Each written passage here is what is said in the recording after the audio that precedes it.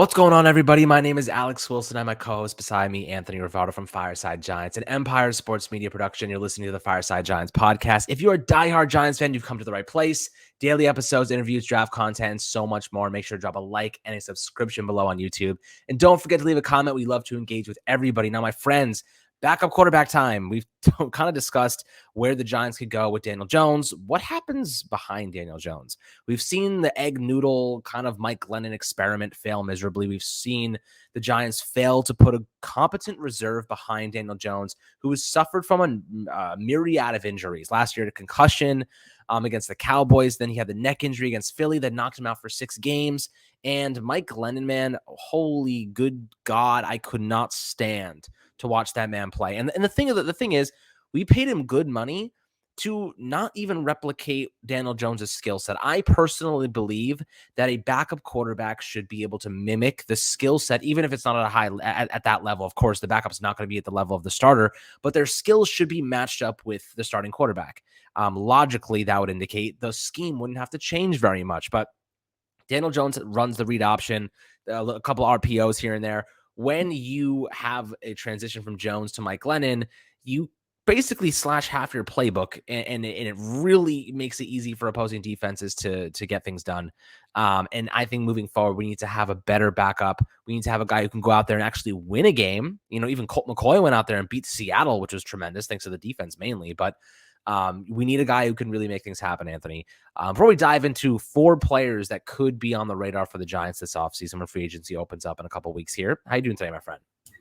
I'm doing great. And I think that QB2 is a very important position. I agree with you completely. Having a quarterback like Mike Glennon as the backup last year was super damaging to the New York Giants. I mean, once Daniel Jones went down with injury, all hope was lost, right? Whoever was stepping into that position, whether it be Mike Glennon or Jake Fromm, they just were not going to get the job done at an adequate level, especially considering, issues at offensive coordinator, injuries at wide receiver, injuries at running back, injuries all over the place. There were plenty of factors holding Daniel Jones back. So when a backup quarterback is supposed to step in there and try and keep pace with what Daniel Jones was doing, that was just an impossible task for Glennon, for Fromm. But you know what? If the Giants are able to invest more money into the QB2 position, considering the fact that Daniel Jones has missed games with injuries in each of his first 3 seasons, it would be wise to invest in QB2 and get somebody who's at least close to the talent level of Daniel Jones, just in case, maybe the defense is having a stellar year, maybe the offense is even doing good, and the Giants are doing well, right? They're in the playoff hunt, and Daniel Jones goes down. Well, now you're going to need a QB2 to step in there and actually maintain the pace and keep the Giants afloat in that playoff race. So I definitely think it's a very important position to invest in, and I'm excited to see what the Giants do at QB2 this offseason.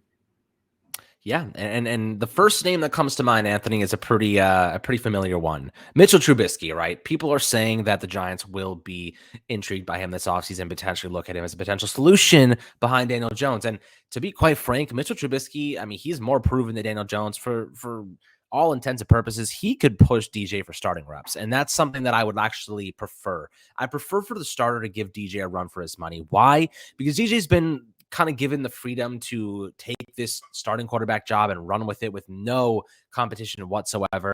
I think having a little fire under his butt would be a good thing. I think Trubisky would offer that, at least compete with him and say, you know what, I know Brian Dable. I know what he likes to run. I know that scheme. I can do it.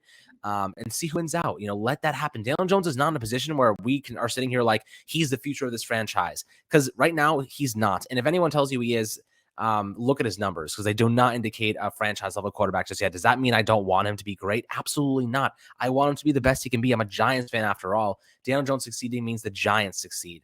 But maybe getting him to where he needs to be means putting a little pressure on him.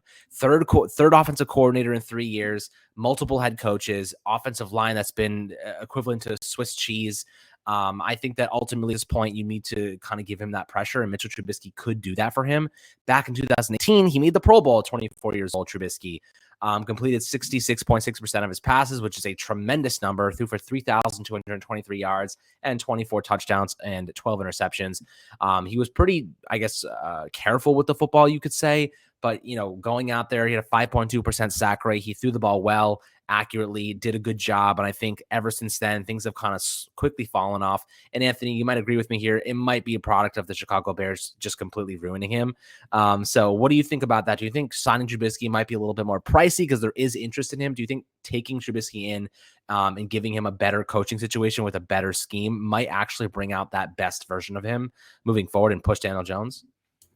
Push Daniel Jones, maybe. Okay. If you look at the career statistics for the two of those quarterbacks, they're very similar. They've had very similar careers. Both of them have not really panned out to be the franchise quarterbacks that they were expected to be when they were selected in the top 10 of their draft classes. But you know what? They've made somewhat of a name for themselves. And Mitchell Trubisky, I do think what's most intriguing for the Giants in this regard is the fact that Brian Daboll is the head coach, right? So he knows Trubisky. Trubisky has already studied a good portion of that playbook. You know, obviously the playbook is going to change at least somewhat with Brian Daboll now moving to a new team and also bringing in an offensive coordinator from a completely different team onto his staff. So the playbook is going to change, but some of those core concepts are still going to be there, which gives Mitchell Trubisky kind of a step ahead over any other quarterback too, even a step ahead over Daniel Jones, because Daniel Jones is going to be spending this offseason learning all of the core concepts of this playbook, and Mitchell Trubisky might already be understanding of those concepts. He might already have a base knowledge that Daniel Jones doesn't even have. So yeah, in that regard, maybe he could push Daniel Jones in training camp. He could push him to be better by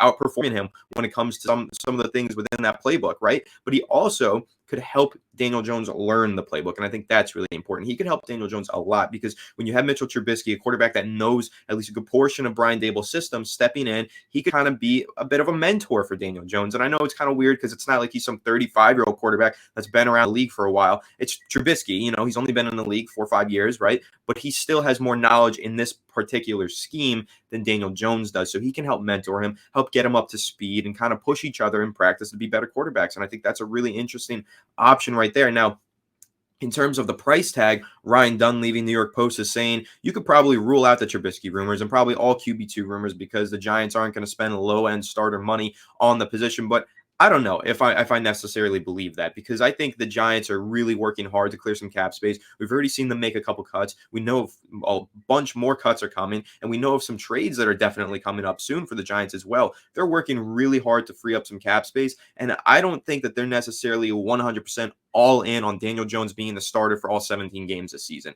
I think that they might have to put in a contingency plan, and Trubisky, being that he already knows Brian Daboll has a working relationship with him, might be that perfect contingency plan for the Giants this season. You know, while you were saying that, I started thinking, I started blossoming some thoughts. And the thing that crossed my mind, Anthony, is why not tell Trubisky, hey, take a pay cut for us because we'll give you an opportunity to win the starting job. You know, why isn't that something that we're considering? Because another team may say, Trubisky, you know, come in here, be our backup. We'll pay you $7 million for a season to be our backup. I'm just throwing out a number. It could be less.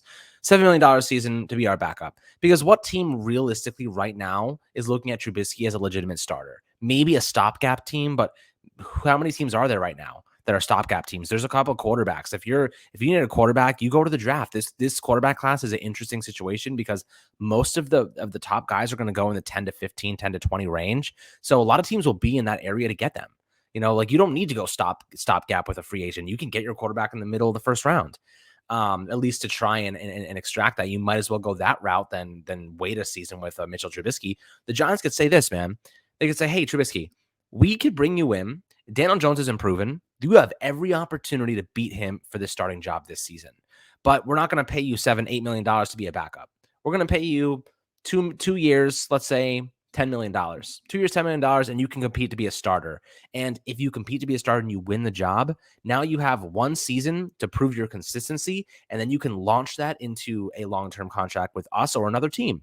You know what I mean? I think that's a realistic logic to follow, to say, hey, that's why you would come to us. That's why you would take that pay cut. And not only to mention, like you said, the familiarity with Brian Daboll and the offensive scheme he already understands. I think that's another bonus. He already going into a situation where maybe he's taking a pay cut, but he knows the system, he knows the scheme, he knows what the expectations are, and he has an opportunity to win the starting job.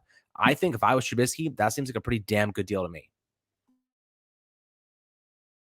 No, I absolutely agree. And something that you and I mentioned before we started recording is the idea of taking a 2-year deal, which might also provide some more incentive to Mitchell Trubisky, because giving him 2 years to really get a crack at this starting job, you could say, hey, you're going to compete with Daniel Jones this year. You might win out the job, right? Unlikely. I think that Daniel Jones has a job. Let's say, he's the backup for Daniel Jones this year, but the Giants don't pick up the 5th year option on Daniel Jones. They say, hey, hasta la vista, we don't want you here next year. But Mitchell Trubisky, you can be the starter while we also bring in a rookie quarterback. So you can kind of be that guy, that bridge gap quarterback. So you get 2 years of getting low end starter money, and we can even backload next year because you're projected to be the starter next year if Daniel Jones doesn't pan out rather than being a backup. And then he can have even more incentive to sign maybe a 2-year deal, maybe not just a 1-year prove it backup quarterback deal with the Giants. He can be here for 2 years, get 2 more years under the Brian Dable system, get really comfortable, and then maybe even be the starter in 2023 if the Giants do try to bring in some rookie quarterback, but that quarterback isn't ready right away. Trubisky can be the starter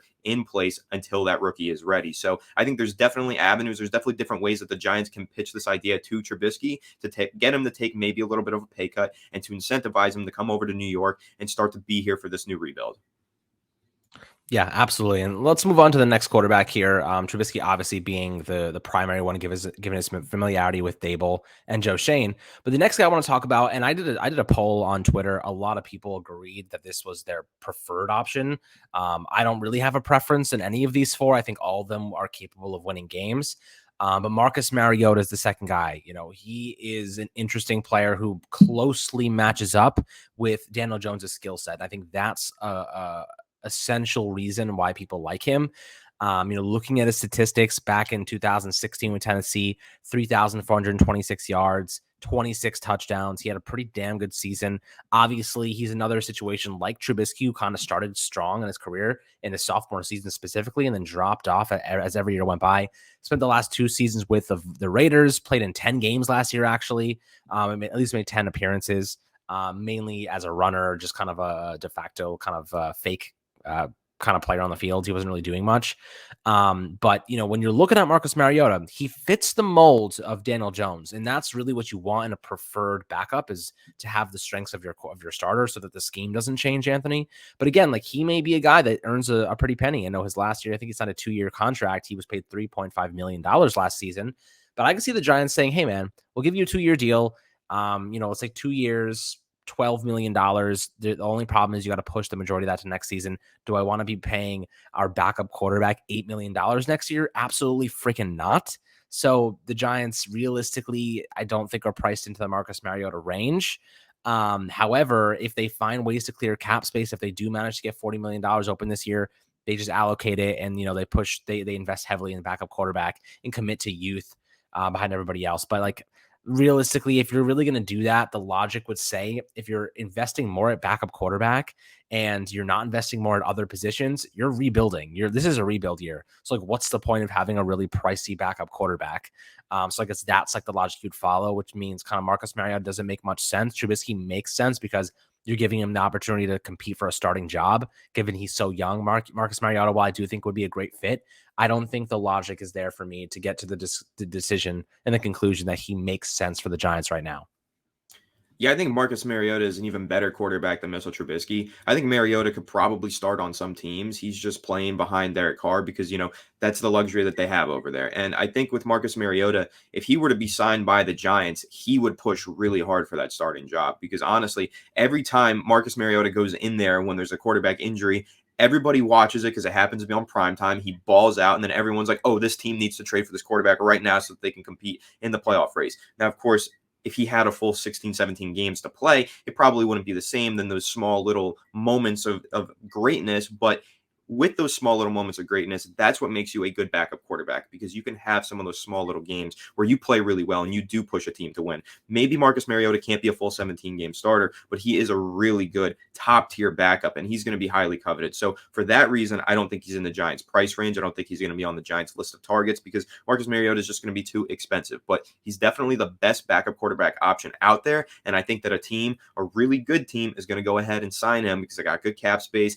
and they've got a good quarterback situation. They're going to sign him knowing that they have the roster on that team They have all the talent around there to where if the quarterback position were to get injured, all they need is someone decent to step in and then push them into the playoffs. It's going to go one of those situations. The Giants right now are not in that situation.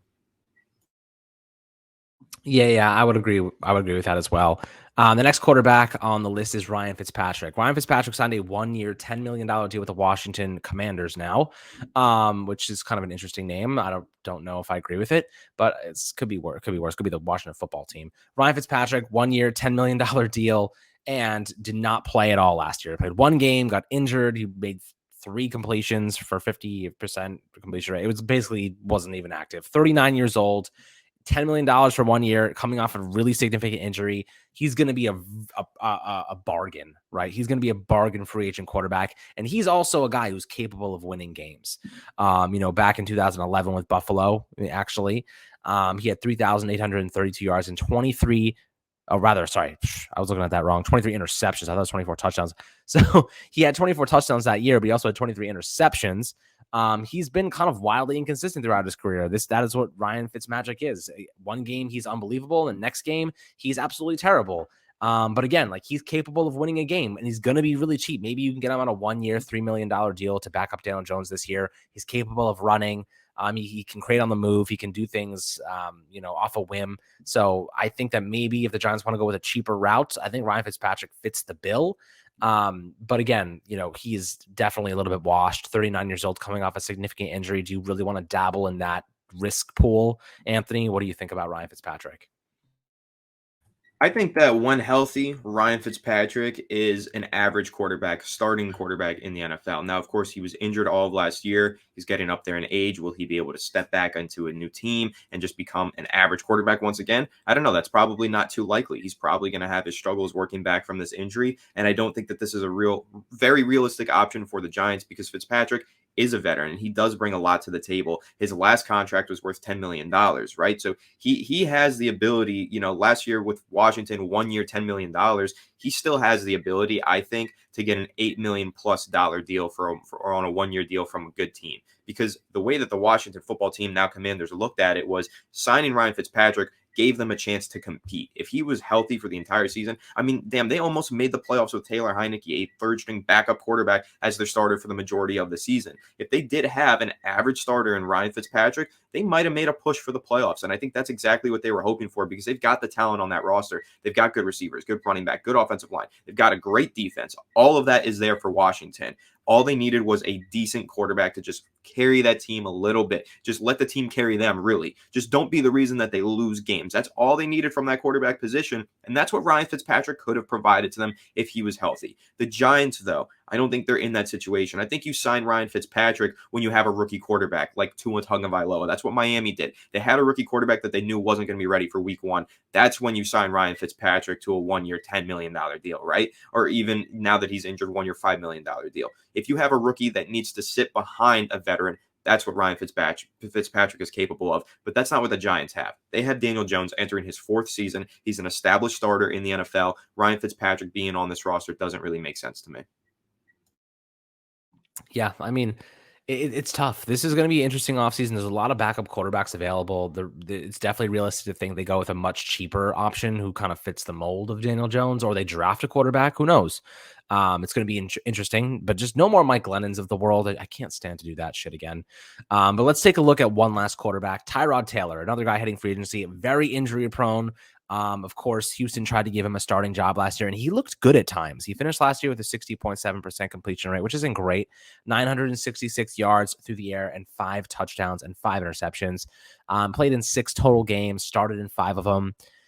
He's a guy who, I want this dude to succeed so badly because, like, on paper, on the film, you see he's got the talent, right? He's got the arm. He's got the running ability. He just never is able to stay healthy. I mean, for goodness sake, the guy had a punctured lung because I think they were doing something and they punctured his lung by accident before a game. Like, what kind of bad luck do you have to have a punctured lung before a game, like from the training staff of all people? So it's actually pretty insane. Tyrod Taylor, though, like he's an interesting guy. I wonder if the Giants would take a shot on him. Another guy who can run, throw, and kind of do similar things to Daniel Jones. Probably will be a cheaper option, I would imagine, Anthony. What do you think about Tyrod Taylor as a potential suitor for the backup spot?